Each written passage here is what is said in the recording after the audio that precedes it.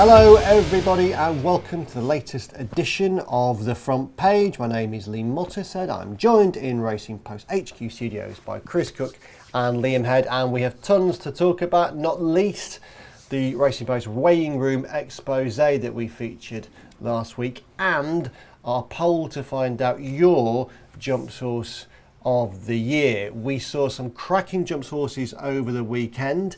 At Ayr, it was a Scottish Grand National Festival. We had some great flat racing too at Newbury and elsewhere. And we'll start the programme, guys, by looking at the weekend. And firstly, Ayr, which ended its Grand National Festival, or peaked with a Coral Scottish Grand National in which Harry Cobden went sensational on Captain Cody, won it for Willie Mullins, who had the first and second, and ended, therefore, the day with Willie Mullins basically levels with Dan Skelton in the Trainers' Championship. Chris, as a proud Scotsman, we'll come to you first about the Scottish Grand National. Is that what I'm being today? Absolutely, all right, yes, okay, yes, definitely. Let yes. me think my way into that character. I spoke to one proud Scotsman in the paddock before the race who was hoping that Willie Mullins could win it for Ireland and therefore for Scotland because it wasn't England in terms of Dan Skelton. Blimey, yeah, absolutely. That is how a proud Scotsman is supposed to think. Yes. But before we talk about the race itself, the Scottish Grand National, the Trainers' Championship, because that's going to be the big narrative as we go through the final 2 weeks of the jump season. Dan Skelton had a great Friday, 3 winners at Ayr, and Willie had a pretty bad Saturday, a terrible Saturday before the Scottish Grand National. Scottish Grand National in the champion hurdles horses were nowhere to be seen, and yet he ran 4, didn't he? And they were all unplaced. 6th, 7th, 8th, and fell. So he mopped up £2,330 from the Scottish Champion Hurdle, which was only a tiny little move into Dan's lead. But at the end of it, he's almost level. Spoke after the race and how much he was enjoying the title battle, how he'll be going everywhere now. We've already seen, as we talk on Monday morning, he's entered horses for Cheltenham, or declared horses for Cheltenham on Wednesday. He's talking about running horses at Plumpton over Easter in their valuable races. And then obviously towards Sandown, Perth as well, I guess. He's going to win it, isn't he? I've been taking that for granted. It's interesting, he's still not in front, despite being 7s on to win the title again. And Saturday could have been worse for Dan. In the sense that Willie could have had the first, second in the Scottish Champion Hurdle. Or if Dan somehow pulls this out the fire, we're all going to feel pretty stupid for not taking the 9-2 while he was still in front. But I mean, his lead has gone from 6 figures on Saturday morning to 4 figures now. I mean, it's just, it's like a novice hurdle away from Willie being in front, so you would think he's going to win. I was looking ahead to the entries for the Bet365 Gold Cup, and the difference in quality between what Willie's got and what Dan's got in there is just, really significant. But of course they won't all run. I would think some of them have just been running this weekend, and they won't be ready to go again.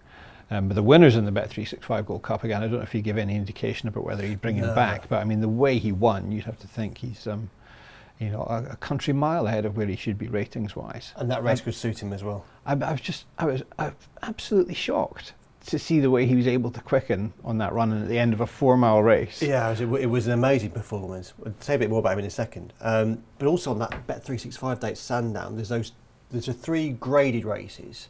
If you assume that, John Bond will be our favourite winning, Liam, your horse, John Bond, for the Celebration Chase, but there's also that Select Hurdle and the Oaksey Chase. Yeah. Those sort of grade 2 conditions races, Willie Mullins is bound to have more obvious contenders for those races than Dan, with the best one in the world. That's fair, isn't it?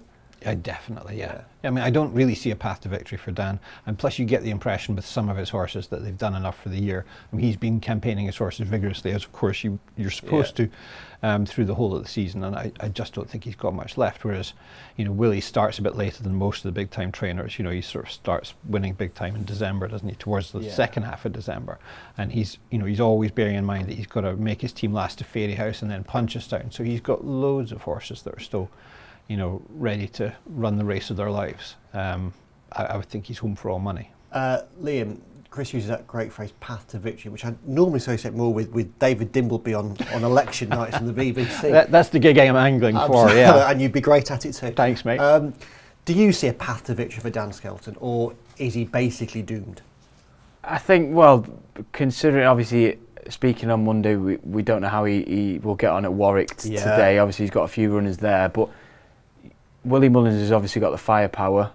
We've seen how he's been eating away at Dan Skelton's lead. I think he was 1.3 million behind before Aintree, and in the space of 2 weeks, he's cut it down to absolutely nothing. By the time Cheltenham, I think Willie's got two runners in the first race at Cheltenham that's worth £20,000. So come 1:35 on Wednesday at Cheltenham, he could be ahead, and you would really find it hard for Dan to sort of find a way back into this title race.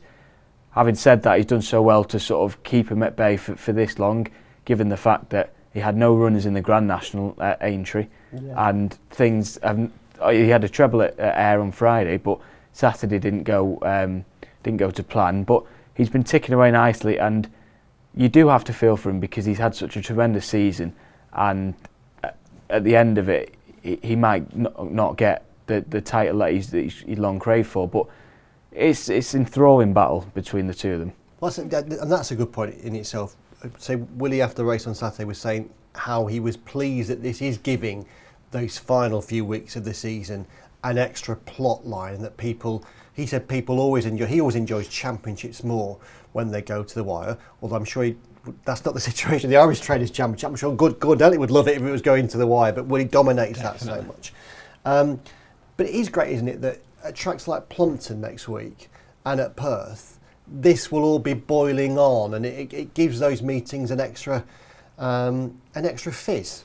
Yeah, and it's great for the track as well because, you know, they might not get huge crowds throughout all year round, but for when there's such sort of high rewards at stake in these events, it's great to see, you know, hopefully they'll get bumper crowds in because these top horses, these top trainers are going to be firing on all cylinders trying to get every ounce of prize money possible. I mean, there's two ways of looking at this because I did hear from somebody who was sort of involved in one of the runners on Saturday, just a little bit put off by the fact that suddenly there were all these horses, quality horses coming over from Ireland that 2 weeks ago you wouldn't have expected to be there.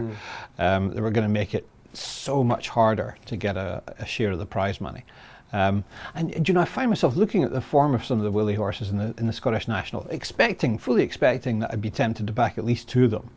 Having been writing for weeks about how, you know, there's no better source of value in racing than the Willie Mullins second or third string or fourth string. Yeah. And I sort of, it's a mistake, isn't it, in those circumstances to look at the form and judge the horses on that. Because I ended up thinking, well, actually, I don't think any of these are going to win, and I backed Flash de Twos in instead and got my comeuppance with 1 and 2. And you're not alone because the market has no idea. Look at Nick Rocket for the Grand National. Yeah. Big drifter on the day. Captain Cody drifted out through Saturday, then was back in again before the race. None of us really know. And I don't suppose he knows either. The first and third in the Grand National were 33 to 1. Yeah. Extraordinary stuff. And he doesn't have to know, does he? He doesn't have to be a tipster on top of being the greatest jumps trainer there's ever been.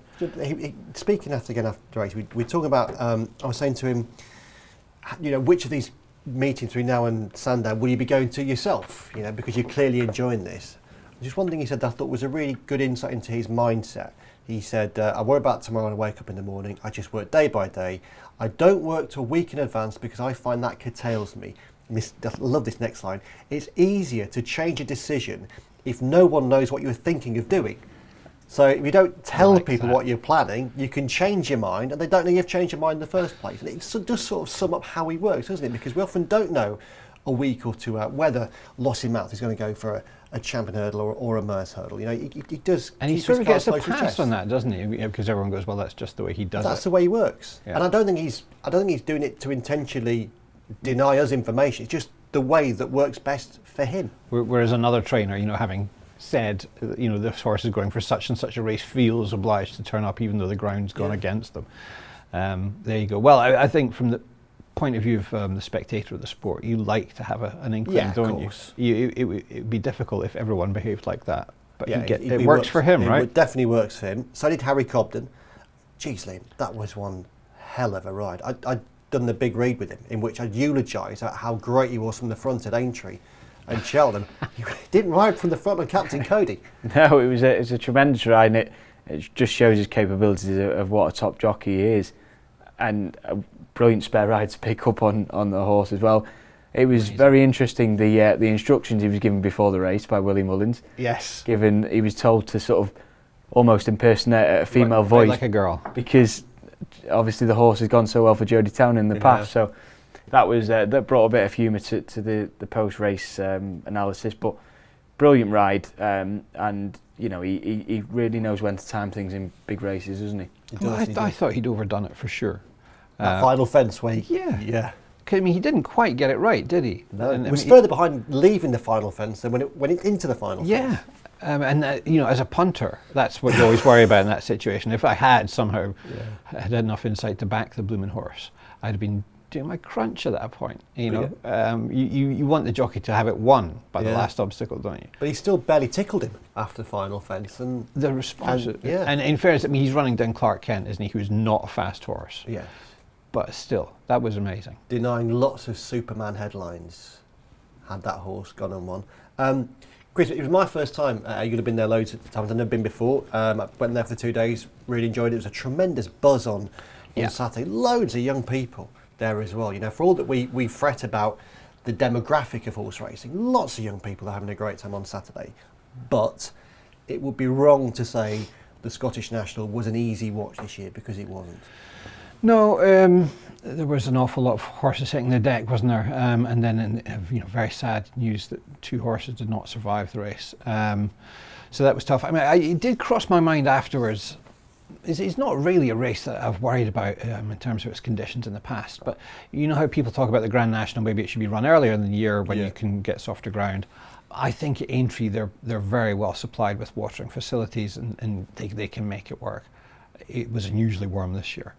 But the Scottish National, where it's placed, if you get a bit of dry weather on the west coast of Scotland this time of year, that course dries out pretty quick, and it's hard to keep the moisture in there. And they had been doing they're watering all the time. They've been constantly watering. I'm sure they saw the risk coming and managed it as best they could.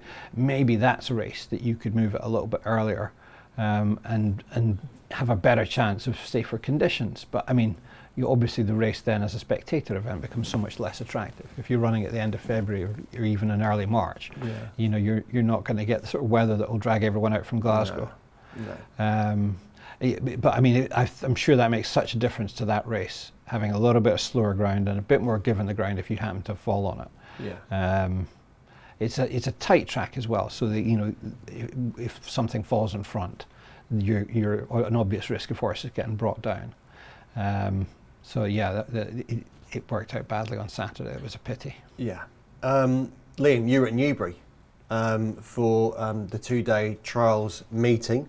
Watching it from afar, that this year some of those trial races had produced more in terms of future interest than they occasionally do. The Greenham winner was impressive. The Fred Darling winner was impressive. And away from the 2 big established trials, there were some really encouraging performances as well. There was, and there's that many trials now for these classics. You never know really which one's going to sort of pinpoint you in the right direction. But I think on Saturday we seen in the Fred Darling and the Greenham, obviously that usual trials for the 1,000 and 2,000 guineas respectively. We've seen 2 really good winners. From the former in the 1,000 guineas, Archie Watson seems to have unearthed quite a gem. Duty First obviously won very impressively. Bit of a shock, obviously 33-1. Nobody obviously fancied her chances before the race, but she tore apart that field and obviously was given a great ride under Holly Doyle. Interestingly, not in the 1,000 guineas at the minute, but after the race, Archie Watson was said that that's very much the plan to supplement her. Obviously, connections will have to stump up that fee, but and they obviously must be confident she'll be able to take an improvement for the step up in trip. So she was pretty impressive on the day from that yard, and obviously in the Greenham, Andrew Balding with John Kill who is in the 2,000 guineas and has obviously taken quite a plunge in his price because he won impressively as well. Which of the 2 do you like most, Chris? He's a typical Sir Michael improver, isn't he, that horse? Even though Sir Michael is no longer the one doing the improving. Yeah. Can you see either of them as Guineas winners? Yeah, definitely maybe John Quill. I mean, Greenham doesn't have the sort of record that maybe us old-timers imagine. Franco was the last one to do the double. But you could see him doing it. Could you? The Duty First. You look at the pedigree and you think the reality here is that this is a sprinter in disguise. Yeah. I mean, it's always so tempting, isn't it, after these 7 furlong trials to go just a little bit further. Yeah. You know, surely you Yeah. just need dry ground and it'll work.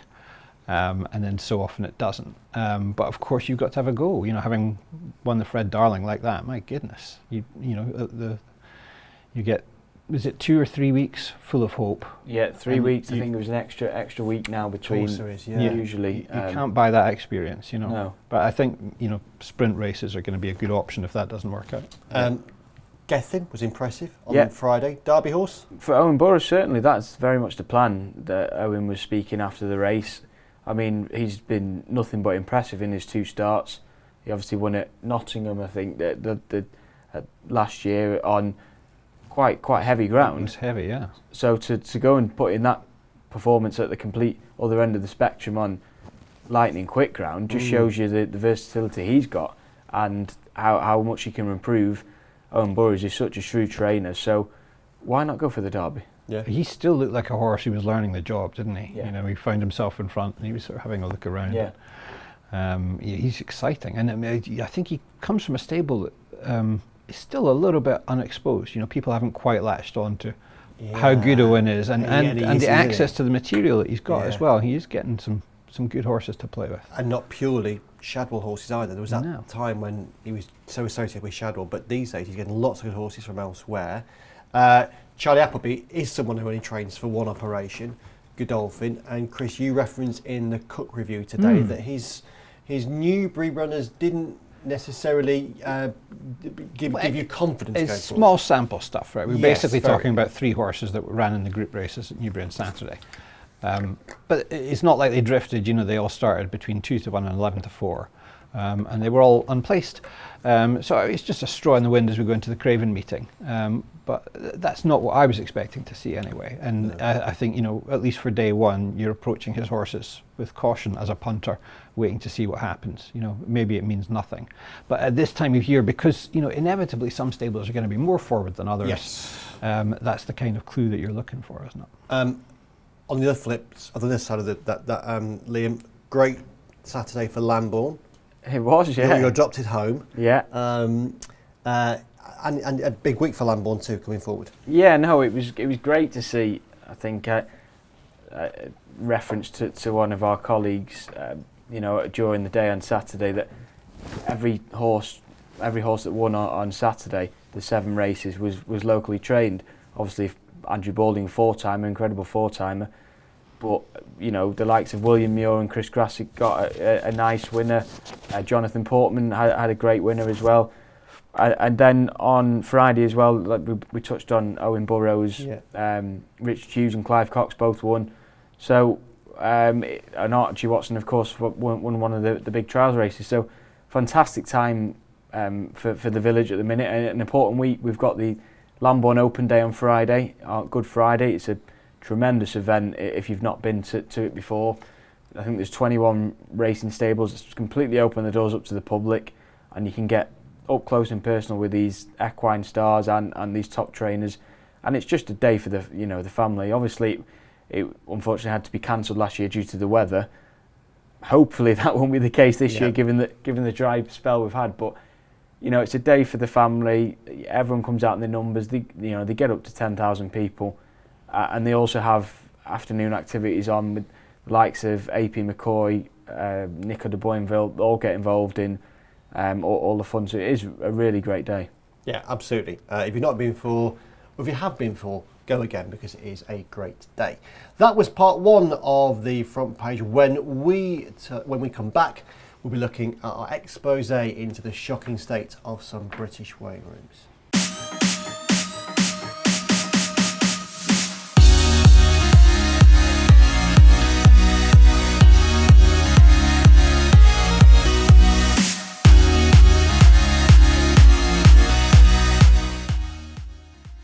Hello everyone, welcome back to the front page. I'm Lee Mottershead, I'm joined by Chris Cook and Liam Head, and we're now going to talk about the Racing Post special report that we ran last week over 2 days into the state of some British racecourse weighing rooms and the facilities that jockeys are facing on a daily basis. It came as a result of the Professional Jockeys Association, which represents jockeys, coming to the Racing Post with some picture evidence and video evidence of the state of some weighing rooms. On Thursday in the Racing Post, you ran a front page picture of Lorcan Williams using a warm-up bike in the toilets at Bath, in between urinals and toilet cubicles. We had other pictures across the 2 days which show cramped facilities for female jockeys and situations like mould and plaster peeling off walls in racecourse changing rooms. The changing rooms should have been improved by now across the board in Britain. There was a weighing room project that was set up late in 2021 that was due to conclude in October 2024. Instead, only 15 racecourses have completed the modernisations, and some are expected to go on with theirs until 2030. As a result, the PGA's patience has snapped, and they are calling on all racecourses to complete the work by the end of next year. Racecourses, understandably, for perhaps say that their financial situation means that is difficult for them and they want to phase it through. But we have a situation to say where jockeys are saying enough is enough. Chris, lots to talk about on this one. One of the things that emerged from the report is female jockeys repeating that they still in 2025 have to use male changing rooms to do the job on an equal footing as men. The Racecourse Association makes the point that whilst this work is ongoing, at those racecourses that haven't done the work, and where they have done the work, what we have is a really effective neutral valet area where you've got the male changing room, the female changing room, and whereas now the valets are based in the male changing room, they're in this neutral area where female and male jockeys both come to you work with the valets. The interim measure should be that all racecourses have somewhere where female jockeys can see valets outside of the male changing room, but that just doesn't work. Not practical, is it? No, the RCA says if all jockeys follow the interim measures, there isn't a safeguarding problem.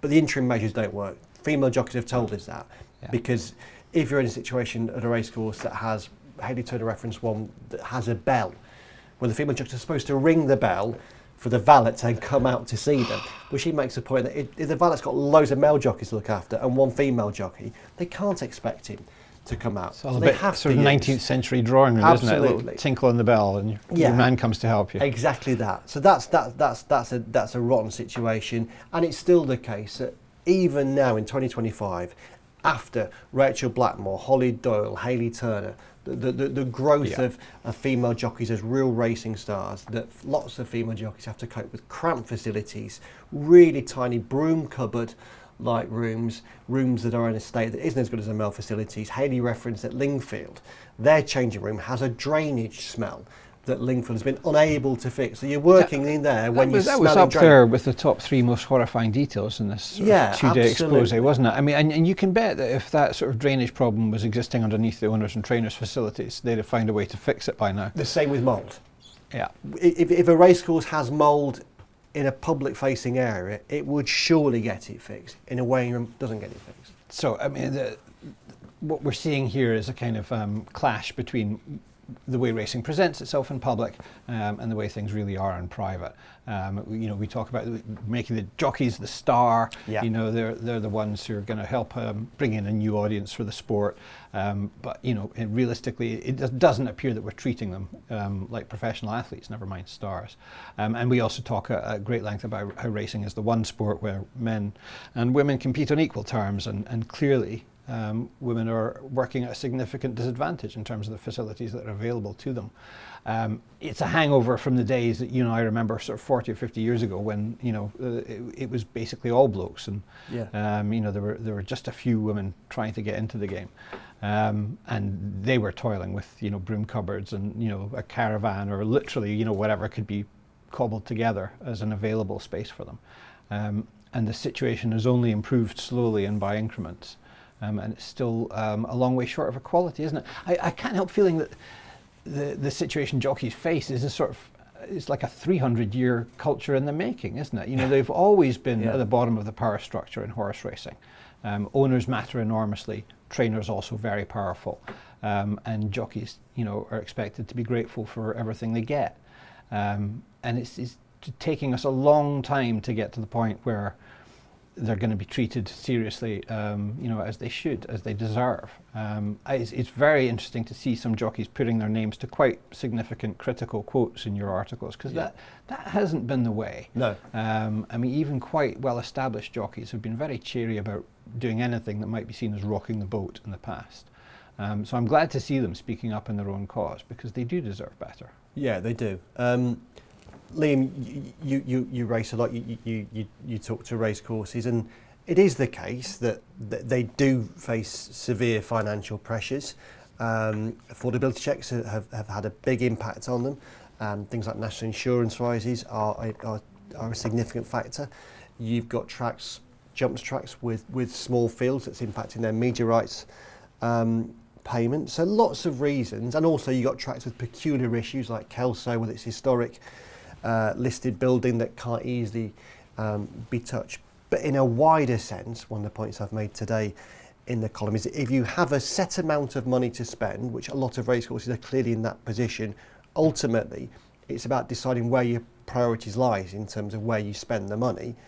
And what we've seen is that in a lot of cases, the welfare of jockeys, the participants, the athletes, has not been deemed to be a sufficiently important priority to prioritise this work. Yeah, and that's the way you say that is it's shocking, really, because they are supposed to be they are elite athletes. This would not happen in any other sport. Like we've touched on, the men and the women riders, they're competing off the same level playing field. It's one of the only very few sports that this case happens, and that the treatment they're getting wouldn't happen in any other sport. I just touch on football, for example. If a football club gets promoted from non-league football into the football league and the stadium isn't up to standards, they have to put the work in, otherwise they can't go up. Yeah. And it's happened in the past where they've not had the facilities to be able to go up to that next level. In this case, there should be pressure put on these racetracks. I get that they've had difficulties with funding and things like that, but the facilities for the jockeys should be second to none. It should be fantastic for them, because they are the bread and butter of the sport. They are the stars along with the horses, and they need to have the treatment they deserve to ensure that they're going to the race courses and they're having to feel relaxed in between each races.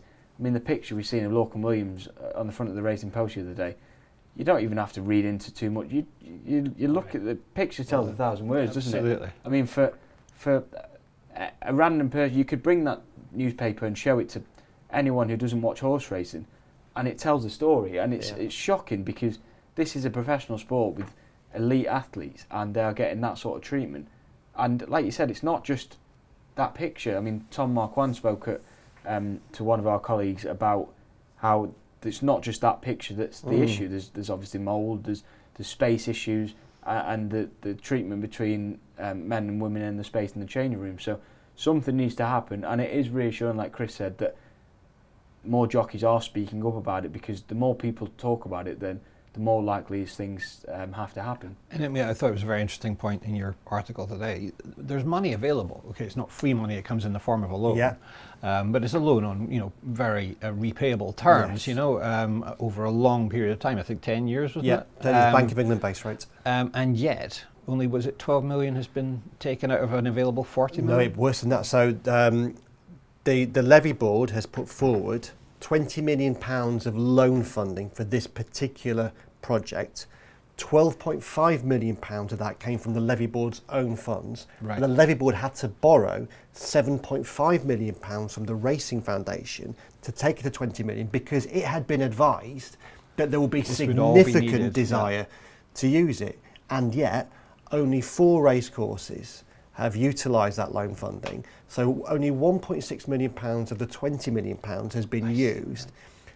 And that at some point, government will want to know why, because with a statutory body like the levy board using racing or taking a loan from the Racing Foundation, it has to talk to government and say, well, we want to do this, we want to take on this debt because we have been advised that this project is deemed to be so important within racing, as it is, and there will be significant uptake of the loan option, and it hasn't been taken up apart from those for racecourses. It's just an incredible situation, isn't it, when you've simultaneously got tracks that are years past the original deadline, and don't have plans in place and are worried about funding, and the money's there. Why isn't it being taken up? It's extraordinary. And one other thing that I think is regrettable, that we referenced in the column today, is that we know that even in the current governance model, the BHA lacks power. It's still held back by vested interests within the industry. It doesn't seem to be able to run the sport in the way plenty of people would like it to do. But as well as a governing body, it's a regulator.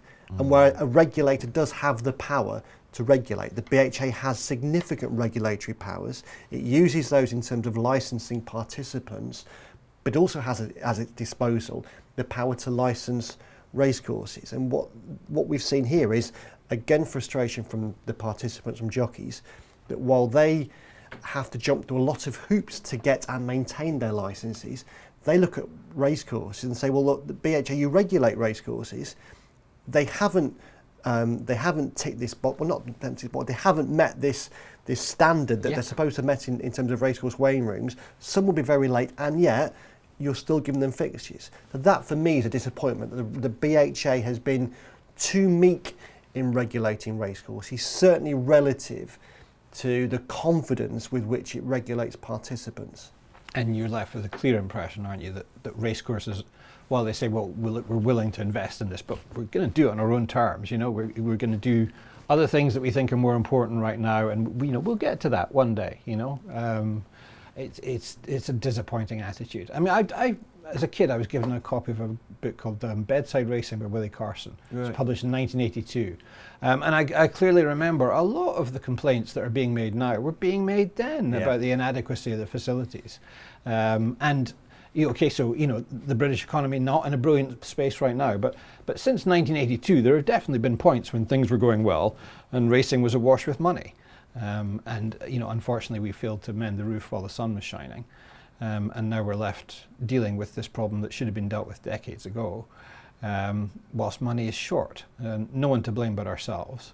It's a problem that's been too long in the addressing. It has, yeah. I suppose the hope now, the PGA's hope, was by coming to Racing Post and trying to publicly embarrass racecourses, that it might cause racecourses to act faster and it might cause the BHA to regulate harder.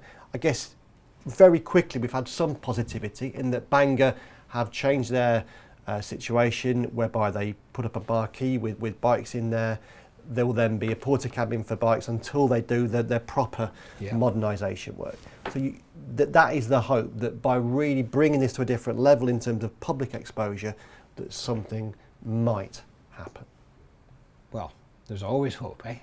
Yes, there is always hope, and there is also right now a poll to determine your jumps horse of the year. Yes, the Racing Post is this year organising the poll to determine who is the racing fans' jumps horse of 2025. You can vote for that at racingpost.com/horse of the year. I'll remind you of that in a second. 5 horses are fighting to be crowned the champion of the 2024-5 season. They are, he looks down, Galopin des Champs, I Know the Way You're Thinking, John Bon, Lossiemouth and Nick Rocket. So Liam, will come to you first. Liam, Mr. Lambourne, great friend and ally of Nicky Henderson, trainer of John Bon. Who's your horse of the year? I'm going to I'm going to go straight in with John Bon. Are you? I have to. I mean, listen, he's aside from the start that he got at Cheltenham, that obviously seemingly affected him in the race in the champion chase. He was brilliant. He barely put a foot wrong. Won 4 out of 5. Was stunning at Aintree. I just think he's just the ultimate racehorse.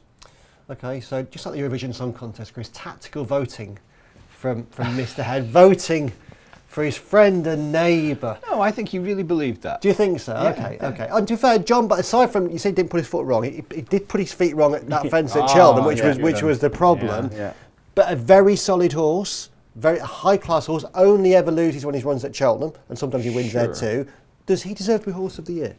John Bon? No. Yeah. I mean, I think you're going to be Jumps Horse of the Year, you've got to have won at Cheltenham or Aintree, don't you really? He did win at Aintree.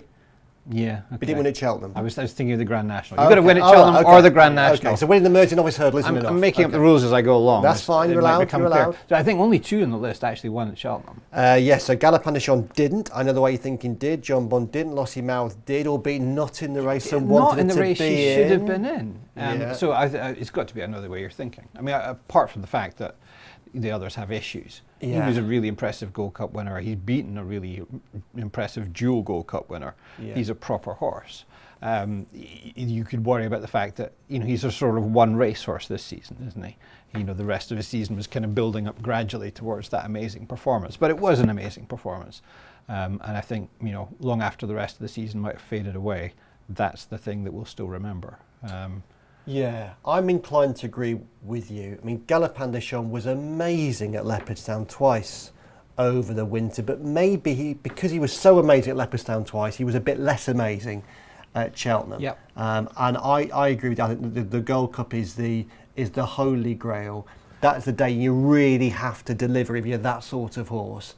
And I thought, I know the way you're thinking, was a superb winner of the Gold Cup. He maybe hadn't showed us that through the winter, but on the day that mattered, that was what made it so thrilling. It was like a revelation of the extent of his talent, wasn't it? I mean, if you vote for Galopin in a poll like this, it's a sort of lifetime achievement award, isn't it? Yeah. He got beat in the day when they really, really wanted him to win, so I don't think he can win this poll either. No. But I mean, Nick Rocket will get a lot of fans as well, because people love a Grand National winner. Yeah, they do. It slightly pulls him down that nobody backed him, unfortunately. Yes, 2 votes in this room for I Know the Way You're Thinking, 1 for John Bond, but undoubtedly Lossy Mouth, Nick Rocket and Galopin Des Champs will have their supporters. You have until midday on Monday, April the 21st to vote. The winner will be announced on the Jumps finale day at Sandown the following Saturday, and 1 lucky voter will win 2 tickets for that fantastic afternoon at Sandown. Oh, sorry. Liam has just written down on the pad, racingpost.com/horse. The producer was adamant I get this right. racingpost.com/horse of the year. Only said it now about 4 times. Got to be a good thing. Must have earned brownie points for that. This is the end of the programme. Thank you for watching. Thank you for Chris. Thank you to Chris. Thank you for Liam. And we will be back next Saturday when you might have still an hour or so to vote, but basically do it now. Bye bye.